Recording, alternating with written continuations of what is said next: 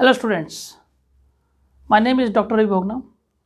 I am teaching economics from last 20 years. Today, I will teach you a very simple topic in supply, that is causes.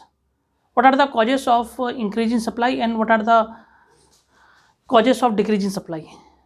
Before that, I have already uploaded many videos in supplies like expansion of supply, contraction of supply, increase in supply or decrease in supply. You please see my YouTube channel, and in that YouTube channel you will get all the materials of 9th, 10th, 11th, 12th and those who are preparing for competitive examination. So today I will tell you in supply what are the causes and what are the rightward shift of supply. Please write down causes and rightward shift of supply. Causes and rightward shift of supply. Students, this question basically comes 2 marks, 2 या 3 number, ज़्यादा नहीं बढ़ाएगा question ये. Causes and rightward shift of supply. So you have not explained it. You have to only underline the points in it. कि what are the causes and rightward shift of supply. 2 and 3 marks का question आ सकता है. ठीक है. तो first है what are the causes of. First है what is the main reason behind the supply. Why there is a rightward shift of supply. Why there is a increase in supply.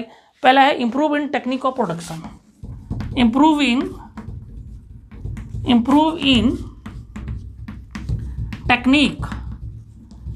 in technique of production. Means technique अच्छी होगी तो production अच्छा होगा, technique खराब होगी तो production क्या होगा, खराब होगा. सीधी सी बात है. अगर टेक्निक अच्छी होगी तो क्या होगा, there is rightward shift of supply, supply ज़्यादा होगी. आपने इसको लिखना है, ठीक है ना. इसमें आपने लिखना है, हमें पहले इंक्रीज के बारे में बताना है कि अगर टेक्नोलॉजी अच्छी होगी तो सप्लाई क्या होगी, अच्छी होगी. अगर हमारे पास फोटोस्टेट मशीन नहीं है तो सप्लाई वो ज़्यादा क्या होगा, ज़्यादा प्रिंट आउट होंगे. Number 1. Number 2, improve in technique of production. Number 2, fall in price of related good. Fall in price of related good. Fall in price of related goods. तो fall in price of related goods means अगर price कम हो जाएगा किसी related goods का तो quantity supply other goods की क्या हो जाएगी, बढ़ जाएगी. तो इसको कहते हैं fall in price of related good. We have to write these points. Number 3, fall in, हम इसे कहते हैं fall in cost बोलते हैं. fall in cost.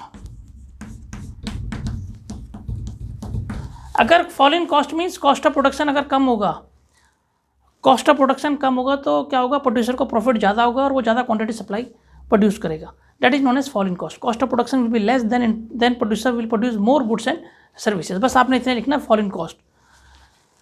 Number 4, fall in excise tax. देखिए मैं ये जो 4th पॉइंट बता रहा हूँ, fall in excise tax, very simple है. Fall in excise tax means अगर गवर्नमेंट एक्साइज टैक्स कम लगाएगी तो क्वांटिटी सप्लाई क्या हो जाएगी, ज़्यादा हो जाएगी. हमने पता fall in excise tax. This is the main reason of causes of increase in supply. एक और पॉइंट मैं बता रहा हूँ, number of seller increases. The number of seller increases. देखिए the number of sellers increases. So this is very simple. अगर if the seller will increase then automatically quantity supply will increase. The number of sellers increases. और last price है, ये मैंने आपको fall in cost करवा दिया. मैंने कहा fall in input prices. Fall in input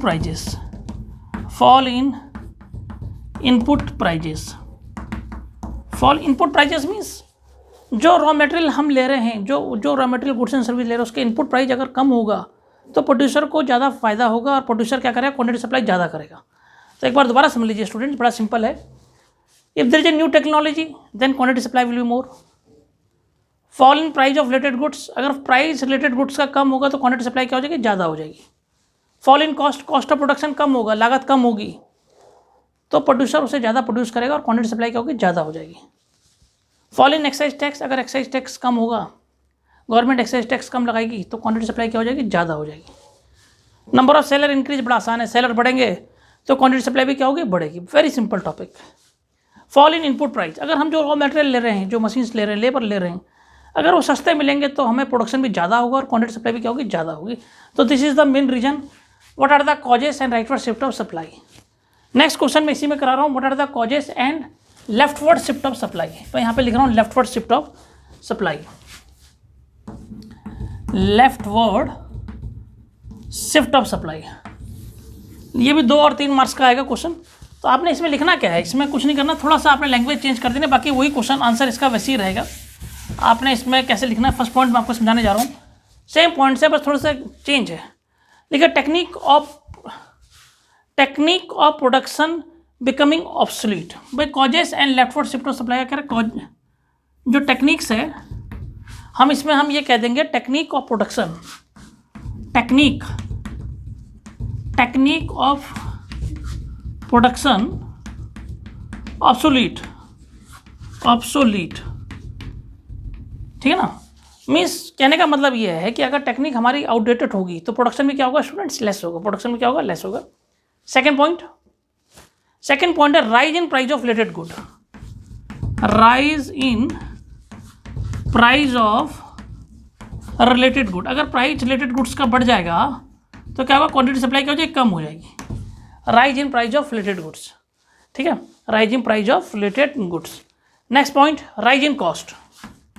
अगर कॉस्ट बढ़ जाएगी तो क्या होगा, अगर कॉस्ट बढ़ जाएगी तो क्वांटिटी सप्लाई क्या हो जाएगी, कम हो जाएगी, क्वांटिटी सप्लाई क्या हो जाएगी, कम हो जाएगी। Rise in cost. एक और पॉइंट लिखिए, number of sellers decreases, the number of sellers, जो सेलर्स हैं वो क्या हो गए, बेचने वाले ही नहीं है वहाँ पे, तो सप्लाई क्या होगा, कम हो जाएगी। Number of sellers decreases, number of seller क्या हो गए, डिक्रीज हो गए, नंबर ऑफ सेलर्स डिक्रीजेस। और expected rise in price of goods in future, expected, एक और पॉइंट है, एक्सपेक्टेड राइज, हम इसे बोलेंगे expected rise in price of goods, expected rise in price of goods in future. कहने का मतलब यह है कि फ्यूचर में प्राइस का बढ़ जाना। तो भैया अगर फ्यूचर में प्राइस का बढ़ जाएगा तो अभी क्वांटिटी सप्लाई क्या हो जाएगी, कम हो जाएगी। अभी करंटली क्या होगी, क्वांटिटी सप्लाई क्या हो जाएगी, कम हो जाएगी। तो आपने एग्जाम में लिखना है rise in price, expected rise of price in good in future. Last point है increase in input prices, increase in input prices, increase in what, input prices, input prices. अगर प्राइजेस, इनपुट प्राइस अगर हमें कम मिलेगा, labour सस्ता, rise अगर बहुत महंगा मिलेगा, लेबर ज़्यादा महंगा, रॉ मटेरियल महंगा मिलेगा, मशीन ज़्यादा महंगी मिलेगी, तो ऑफकोर्स जो प्रोड्यूसर होगा क्वांटिटी सप्लाई क्या कर देगा, कम कर देगा। तो ये बड़ा एक बहुत ही सिंपल टॉपिक मैंने आज बच्चों को बताया कि क्या कॉजेस है लेफ्टवर्ड शिफ्ट ऑफ सप्लाई, और हम इसको डिक्रीज इन सप्लाई, लेफ्टवर्ड को मैंने बोला डिक्रीज इन सप्लाई भी बोलते हैं, ये ध्यान रखना इसे, डिक्रीज इन सप्लाई। और राइटवर्ड को हम क्या बोलते हैं, इंक्रीज भी बोलते हैं। Leftward shift of supply, leftward shift of supply, और इसको हम डिक्रीज इन सप्लाई भी बोलते हैं, डिक्रीज इन सप्लाई। तो बच्चे कंफ्यूज ना करें, बात एक ही है, लेफ्टवर्ड शिफ्ट ऑफ सप्लाई और डिक्रीज इन सप्लाई बात एक ही है। अब आ जाइए, मैंने आपको बता दिया टेक्निक ऑफ प्रोडक्शन, अगर टेक्नोलॉजी खराब होगी तो क्वांटिटी सप्लाई क्या होगी, खराब होगी। Rise in price of related goods के प्राइस बढ़ गए तो क्वांटिटी सप्लाई क्या हो जाएगी, कम हो जाएगी। अगर कॉस्ट बढ़ गई किसी भी चीज़ की, कॉस्ट ऑफ प्रोडक्शन बढ़ गया तो क्वांटिटी सप्लाई क्या हो जाएगी, कम हो जाएगी। नंबर ऑफ सेलर डिक्रीज हो गए तो क्वांटिटी सप्लाई क्या हो जाएगी, कम हो जाएगी। Expectation rise in price in future, अगर हमें लग गया कि भाई प्राइस इसका बढ़ने वाला है फ्यूचर में, तो अभी क्वांटिटी सप्लाई क्या हो जाएगी, कम हो जाएगी। इंक्रीज इन इनपुट प्राइजेस, और हमने बताया इंक्रीज इन इनपुट प्राइजेस, अगर इनपुट प्राइजेस अगर हमारा महंगा होगा तो क्वांटिटी सप्लाई क्या हो जाएगी, कम हो जाएगी। तो स्टूडेंट्स ये वीडियो बड़ा इंपॉर्टेंट है जो मैंने आज बच्चों को करवाया। मैंने इससे पहले बच्चों को एक्सपेंशन ऑफ सप्लाई बहुत अच्छी तरीके से बताई थी कि एक्सपेंशन ऑफ सप्लाई मैं अपने वीडियो में पहले भी बता चुका हूँ कि एक्सपेंशन ऑफ सप्लाई किससे कहते हैं, कि एक्सपेंशन होगा मोर प्राइस मोर क्वांटिटी सप्लाई। मैंने बच्चों को कॉन्ट्रैक्शन ऑफ सप्लाई भी बता दिया अपने वीडियोज़ में, बड़ा अच्छे तरह से डायग्राम समझा दिया, उसको जरूर देखा। कॉन्ट्रैक्शन जब प्राइस कम होगा तो क्वांटिटी सप्लाई भी क्या होगी, कम होगी। और मैंने बताया था इंक्रीज इन सप्लाई को मैंने बहुत ही अच्छी तरीके से आपको लोगों को समझाते हैं, it is not due to price but due to other factors. और उसके मैंने 2 डायग्राम और 2 टेबल मैंने अपनी वीडियो में ऑलरेडी अपलोड कर चुका हूँ। डिक्रीज इन सप्लाई में मैंने आपको बताया था it is not due to price but due to some other factors, quantity supply decreases at same price. इसके मैंने 2 डेफिनेशन 2 डायग्राम मैंने ऑलरेडी अपलोड अपनी वीडियो में कर चुका हूँ। पुराने जो वीडियोज़ हैं मेरे, आप देखेगा, इस पूरे चैप्टर को देखेगा, आपको सारे क्वेश्चन CBSE और ICC के सारे क्वेश्चन आपको इसमें मिलेंगे। मैं कोशिश कर रहा हूँ कि कोई भी I don't leave any questions, मैं चाहता हूँ कि कोई भी क्वेश्चन ना छोड़ूँ, I don't leave any question, I will do all the question so that you will get 100% benefited. और जो लोग कंपटीशन की तैयारी कर रहे हैं उनके लिए भी बड़ा ही क्या ही इंपॉर्टेंट टॉपिक है, चाहे वो कंपटीशन, चाहे वो नवोदय विद्यालय की तैयारी कर रहे हैं, चाहे वो केंद्रीय विद्यालय की तैयारी कर रहे हैं, क्योंकि ये क्वेश्चन नेट में आता है और ये इसमें 4 चॉइस दे देंगे, आपको एक आंसर देना पड़ेगा। तो ये बहुत ही इंपॉर्टेंट टॉपिक है जो मैंने आज कराया, एक कॉजेस ऑफ इंक्रीज। इसके बाद मैं आपको एक बहुत इंपॉर्टेंट टॉपिक कराने जा रहा हूँ, जो वीडियोज है मेरा, उसमें मैं पढ़ाने जाऊँगा exception of law of supply. जो मेरा जो कमिंग वीडियो है उसमें आएगा exception of law of supply किसे कहते हैं। आप उसको जरूर देखेगा और ज़्यादा से ज़्यादा अपने दोस्तों को शेयर कीजिएगा। मैं अपने बच्चों यूट्यूब के माध्यम से मैं ये वीडियोस इसलिए लॉन्च कर रहा हूँ ताकि गरीब बच्चे भी इसको फ़ायदा उठा सकें, गरीब लोग जो जिनके पास पैसा नहीं है वो भी इन वीडियोस को देख के इसमें फ़ायदा उठा सकें। Thanks doctor बाबूला।